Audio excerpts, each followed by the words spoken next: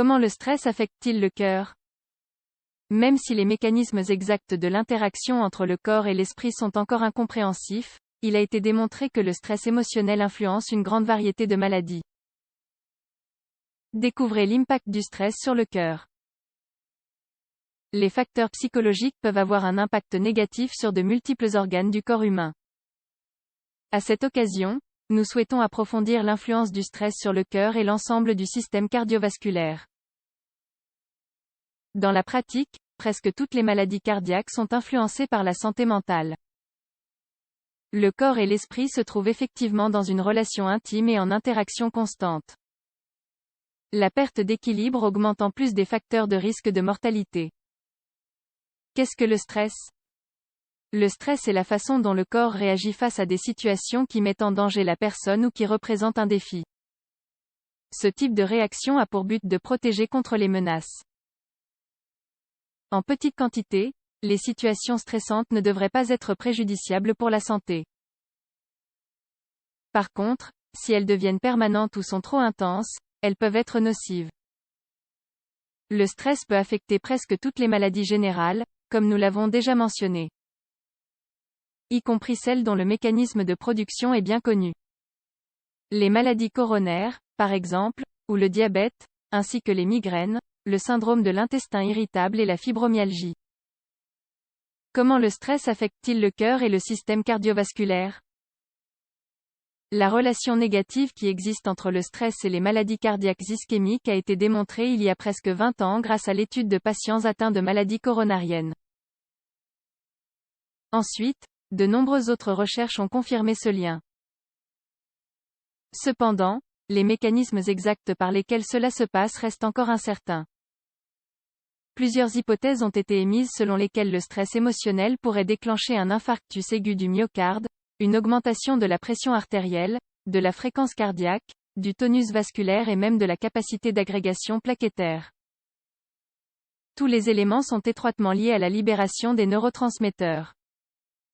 L'augmentation significative de la fréquence cardiaque et de la pression artérielle pourrait entraîner une augmentation de la demande en oxygène du cœur. Dans certaines conditions, autrement dit chez les patients qui présentent un plus grand risque, cela peut générer un infarctus aigu. Tous ces facteurs font également référence à certaines anomalies dans le système nerveux autonome. Il s'agit de la partie neuronale qui est responsable des actions involontaires telles que la respiration ou les battements du cœur.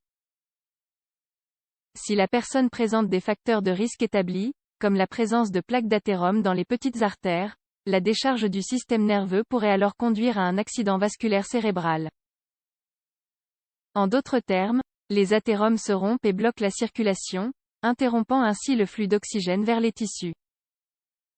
Par ailleurs, il faut souligner que les situations stressantes de la vie quotidienne peuvent entraîner une augmentation de la quantité de cigarettes fumées par les consommateurs. Chez certaines personnes, le stress entraîne également une tendance à la malnutrition, avec pour conséquence une augmentation du cholestérol sanguin. Symptômes de stress affectant le cœur. Certains individus sont plus sujets que d'autres à souffrir de symptômes du stress. Soit en raison de leur personnalité, soit pour des situations vécues.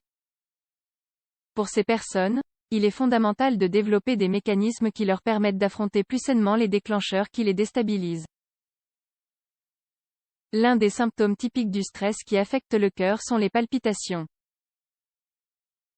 Il s'agit d'accélération des battements cardiaques, avec une tachycardie, qui ressemble à un tambourinement dans la poitrine. Les douleurs thoraciques peuvent également en être une manifestation. Conseils pour lutter contre le stress et ses effets sur le cœur. La reconnaissance du lien étroit entre les facteurs stressants et les diverses maladies cardiaques devrait favoriser le développement de stratégies de prévention. En effet, la prévention des phénomènes cardiovasculaires est possible si, en plus de l'alimentation et de l'exercice physique, nous mettons en place des techniques de réduction du stress. Des stratégies de relaxation peuvent être utiles en cas de difficultés émotionnelles sérieuses. Dans l'idéal, les déclencheurs de stress devraient aussi être évités. En général, l'objectif d'un programme de gestion du stress est de diminuer l'impact sur la personne. Les facteurs de stress ne seront jamais complètement éliminés, mais il est possible de les limiter. De même qu'il est possible de les contenir et les transformer en stimulus pour une amélioration individuelle. Quand faut-il consulter un médecin? Il est impossible de prévoir l'ampleur du stress qui affectera le cœur de chaque individu.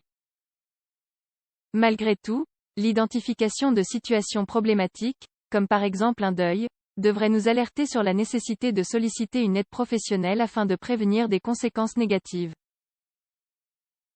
En outre, il est fortement conseillé d'adopter des habitudes saines. Plus précisément, une alimentation saine et équilibrée, éviter de fumer et de consommer de l'alcool en excès, puis réaliser une activité physique régulière, de préférence aérobique.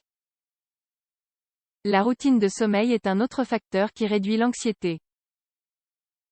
Enfin, dans la mesure du possible, nous devrions éviter ou diminuer les situations stressantes. Cela aura un impact positif non seulement sur la santé du cœur, mais également sur le bien-être général.